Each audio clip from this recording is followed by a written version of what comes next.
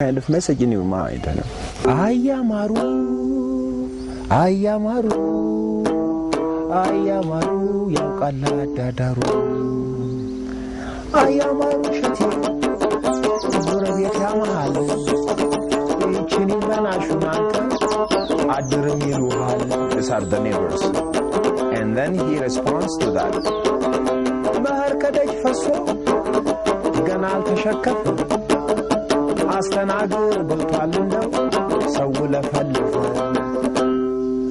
All the harvest is still out there. I don't even have it in my hands. Why are you so in a rush to let my girl get married? So you have to wait until I have the harvest in my hands. And then she listens to this conversation between her father and the neighbors, and then she says,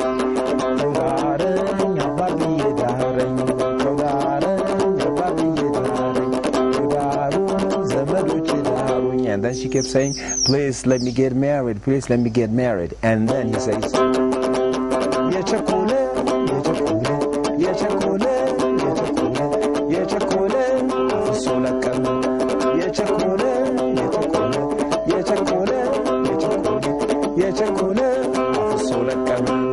and then after he delivered this message, if you are in a hurry, if you are in a rush, you know, you're not going to get really good things. You know, you're going to lose.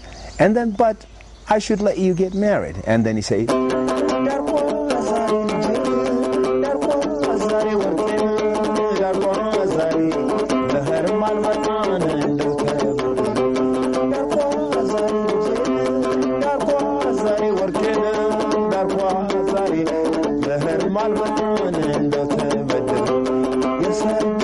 and the wedding came, you know.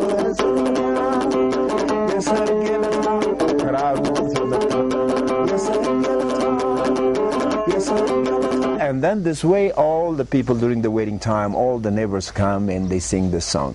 But before this, they really have to talk. They really have to find ways and means how that marriage is going to be successful. So this time, the neighbors also can analyze, you know, how the father was really feeling and the girl is feeling, and the whole community, they talk about it, and then they make the wedding happen.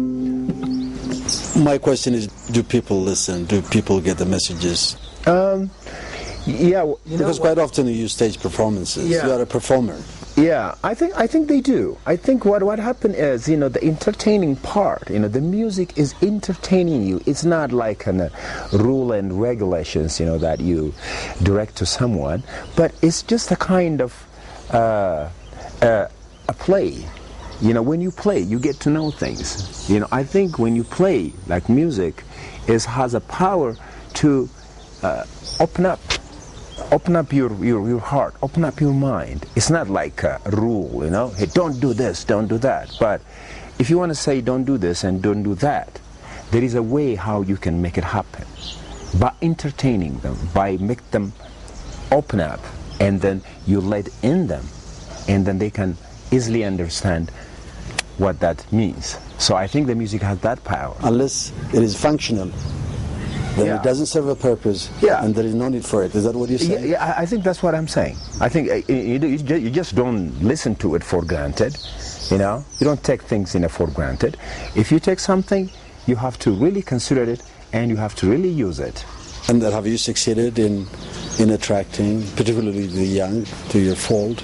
Yeah, I think so. So you communicate well with your audience. Very much. I give them some rhythms. Young. Yeah, I give them some rhythms. I give them some melodies. I give them something to do.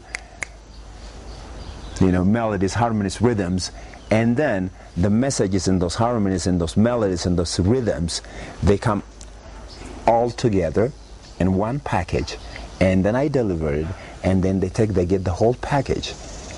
You know, you want to sing? Do it. You want to scream? Go ahead. You want to jump? Go ahead. You don't have to structure all these things in a manner that well, this has to be this, this has to be this. Probably you can use that one later. That's why you like doing concerts? Yeah, this is the way I've been doing it, and this is what I'm going to do now. What are you going to do? Now what I'm going to do is... I assume you're going to be on the road. I'm going to be on the road. But on the concerts, what we are planning to do is very well structured.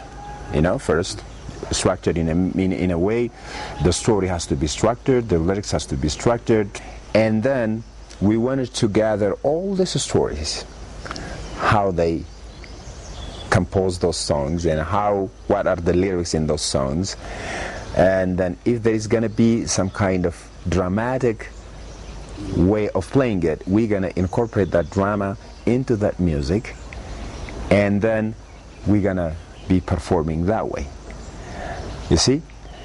And the second one is, in order people to understand this, we're going to have a workshop everywhere in the schools, in different communities, how to make all these different traditional instruments from the scratch, and then how to play them, how to really go back and find books in the past of the Ethiopian culture.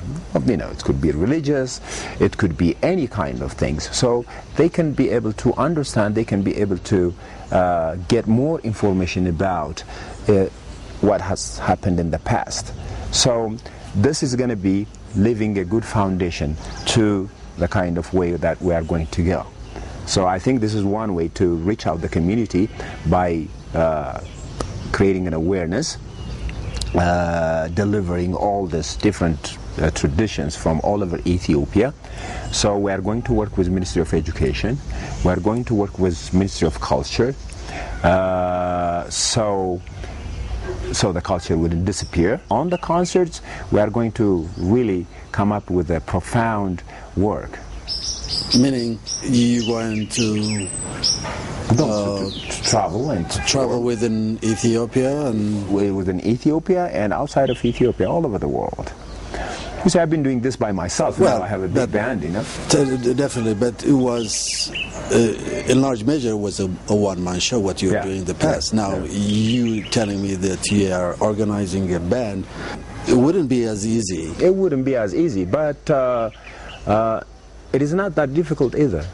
It wouldn't be easy, but it wouldn't be that difficult either. Even if you're 1,000, it wouldn't be a problem. So it would be challenging, to put all these things together. But once you have the material and once you are confident about what you're doing, and if you show that package to them, it wouldn't be difficult. We're not using our language. We're not using our own selves, to show who we are to the world.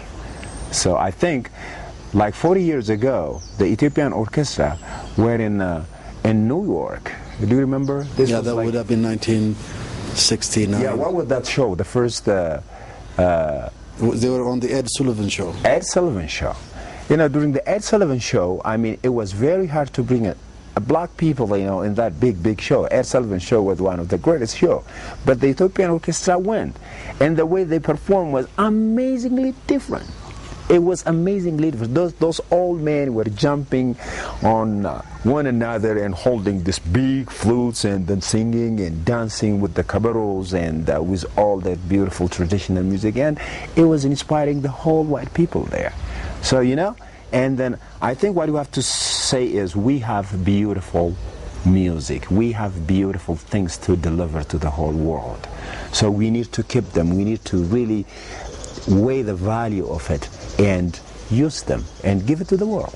Up by the River Nile is one of the big river that feeds the world.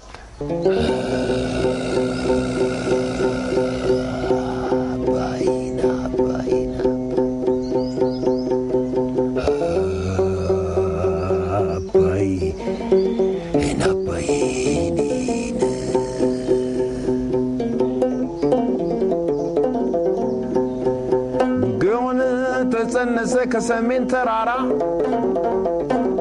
አባይ ተወለደ ከናቱ ከጣና አልወለድ ብሎ ባሳር በመከራ ከጣና ከናቱ እንደ ምስራቅ ጮራ ተፍለቅልቆ በራኔ ተፍለቅልቆ በራ መረብ ግንባሩ ነው ሞት ከሻው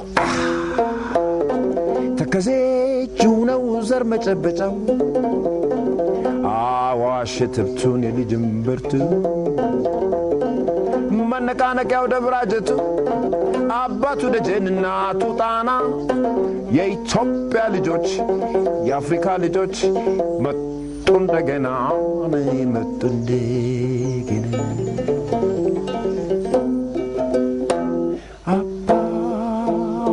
አባቱ ደጀን አባቱ ደጀን እናቱ ጣና የኢትዮጵያ ልጆች መጡ እንደገና